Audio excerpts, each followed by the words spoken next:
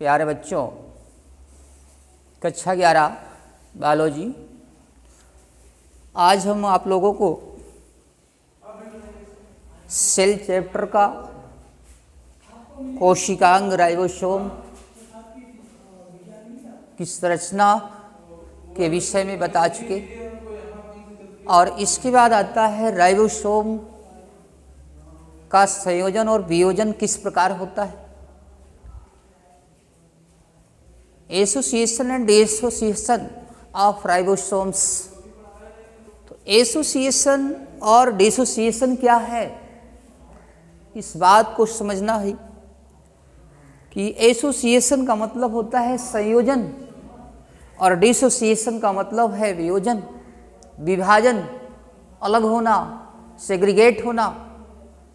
तो कहने का मतलब राइबोसोम में चाहे किसी भी प्रकार का राइबोसोम हो, 70S प्रकार का हो या 80S प्रकार का राइबोसोम हो, इस राइबोसोम में दो उप इकाइयाँ होती हैं, एक छोटी उप इकाई और दूसरी बड़ी उप इकाई होती है।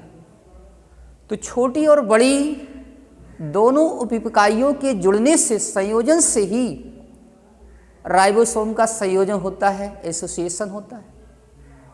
और ये संयोजन की क्रिया जो होती है विशेष रूप से मैग्नीशियम आयनों की सांद्रता पर निर्भर करता है। ये दोनों उप इकाइयाँ, छोटी उप इकाई और बड़ी उप इकाई, दोनों प्रकार की उप इकाइयों का संयोजन मैग्नीशियम आयनों की सांद्रता पर निर्भर करता है। और इसकी सांद्रता, मैग्नीशियम आयन की सांद्रता ये 0.001 मोल है। तो इस कंडीशन में राइबोसोम की दोनों इकाइयाँ संयोजित होती, अर्थात दोनों इकाइयाँ जुड़ी होती। और जब कंडीशन ये आती है कि मैग्नीशियम आयनों की सांद्रता लेस हो जाती है, यानी कम होने लगती है या कम हो जाती है, अर्थात 0.001 मोल से कम, इस कंडीशन में राइबोसोम का वियोजन होता है। यानी राइबोसोम की दोनों इकाइयाँ अलग अलग हो जाती हैं। जैसे 70S है राइबोसोम, इसकी दो इकाइयाँ यानी 30S और 50S, ये दोनों इकाइयाँ क्या होती हैं, इनका वियोजन हो जाता है, अर्थात ये अलग हो जाती है। तो इस प्रकार से जैसे ही मैग्नीशियम आयनों की सांद्रता घटती है या बढ़ती है या स्थिर रहती है 0.001 पर होती है मोल पर, इस अवस्था में राइबोसोम की दोनों इकाइयाँ जुड़ जाती हैं। ऐसी अवस्था को राइबोसोम का संयोजन कहा जाता है। और जब मैग्नीशियम आयनों की सांद्रता इस सांद्रता से, इस मोल से 0.001 मोल से कम हो जाती है, तो ऐसी कंडीशन में राइबोसोम का वियोजन होता है। इस अवस्था में राइबोसोम का वियोजन हो जाता है, अर्थात ये राइबोसोम की दोनों इकाइयाँ अलग हो जाती हैं। पर दो संपूर्ण राइबोसोम जब सांद्रता क्या होती है, इससे अधिक हो जाती है, तब ये दोनों क्या होते हैं, आपस में उप इकाइयाँ जुड़ जाती हैं। जुड़ने से या कई प्रकार की राइबोसोम जो होते हैं, चाहे mRNA हो, चाहे tRNA हो, चाहे rRNA हो, इन सब का संयोजन जो होता है विशेष रूप से मैग्नीशियम आयनों की सांद्रता पर निर्भर करता है। यदि मैग्नीशियम आयनों की सांद्रता और अधिक बढ़ जाती है तो कई राइबोसोम आपस में जुड़ जाते हैं और जुड़ने के बाद एक डाइमर बनाते हैं। डाइमर का मतलब है कि युगल राइबोसोम का निर्माण कर लेते हैं। और इनका निर्माण प्रोटीन संश्लेषण के समय होता रहता है। इन्हीं प्रोटीन संश्लेषण की क्रिया जो चलती रहती है, इस अवस्था में क्या है, ये बनते रहते हैं। जैसा कि हम दिखा रहे हैं, सब यूनिट इनकी है, सब यूनिट, और इसके साथ ये राइबोसोम है, राइबोसोम। और इस कंडीशन में जो है यहाँ पर डाइमर बनता है, डाइमर।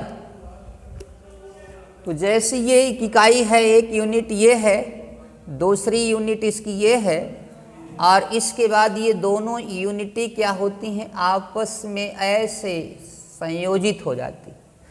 जुड़ने के बाद ये डाइमर जब बनाते हैं तो डाइमर कंडीशन में ये ऐसी, एक ये हो गए, एक ये कंडीशन हो गई, और ये इसकी क्या है, डाइमर कंडीशन है।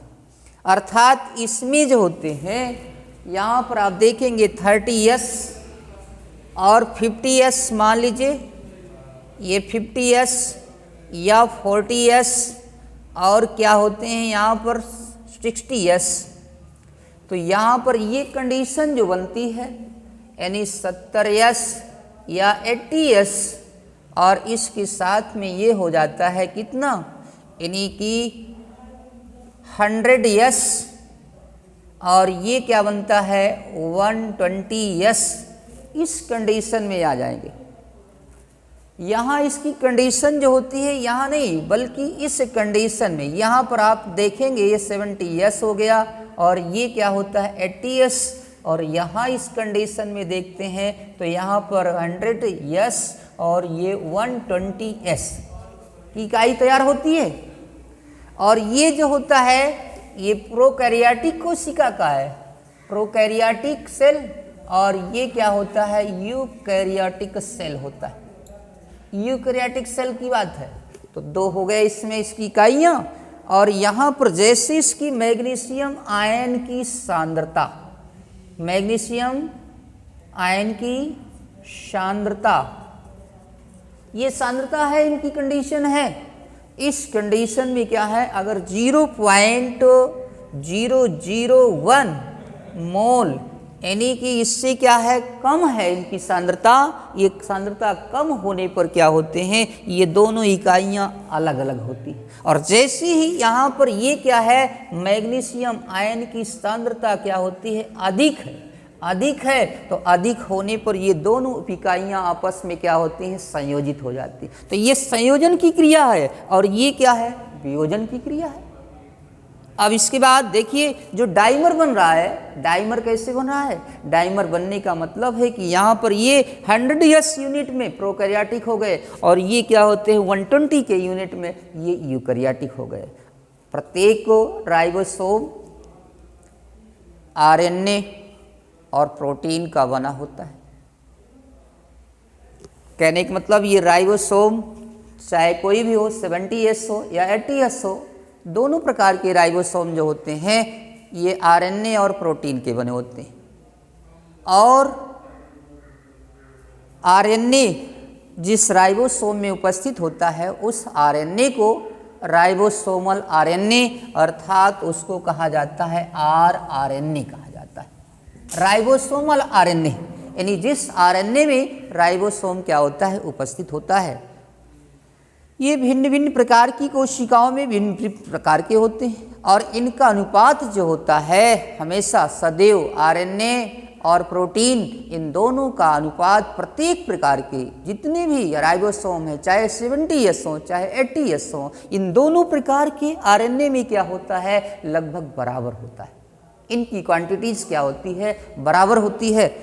और प्रत्येक इकाई में, कहने का मतलब अगर कहा जाए कि राइबोसोम में इसका भाग कितना होता है, तो ये जो है कुल कोशिका के भार का लगभग जो होता है RNA 80% भाग बनाता है। ये 80% भाग बनाता है। और इसके साथ साथ यह कोशिका के RNA का 80% भाग बनाया।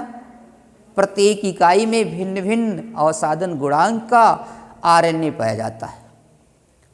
राइबोसोम में पाए जाने वाली प्रोटीन को कोर प्रोटीन के नाम से जाना जाता है। कभी कभी प्रश्न आता है कि राइबोसोम में पाए जाने वाले प्रोटीन को क्या कहते हैं। तो राइबोसोम में जो भी प्रोटीन होती है, इस प्रोटीन को कहा जाता है क्या, कोर प्रोटीन, यानी कोर प्रोटीन होती है। ये कोर प्रोटीन जो होती है राइबोसोम की प्रोटीन होती है, राइबोसोम में पाया जाता है। चलिए आज हम इतना ही बता रहे हैं, इसके बाद नेक्स्ट वीडियो में जो है राइबोसोम का फंक्शन बताएंगे, कार्य इसका क्या होता है, बहुत छोटा सा कार्य है। और इसके बाद नेक्स्ट कोशिकांग आएगा लाइसोसोम है, एंडोप्लाज्मिक रेटिकुलम है, गाल्जी काय है, और ऐसे माइटोकॉन्ड्रिया सूक्ष्म कणिका जिसको कहते हैं, ये तभी ऐसे कोशिकांग हैं, इनकी हम चर्चा करेंगे। धन्यवाद। ठीक।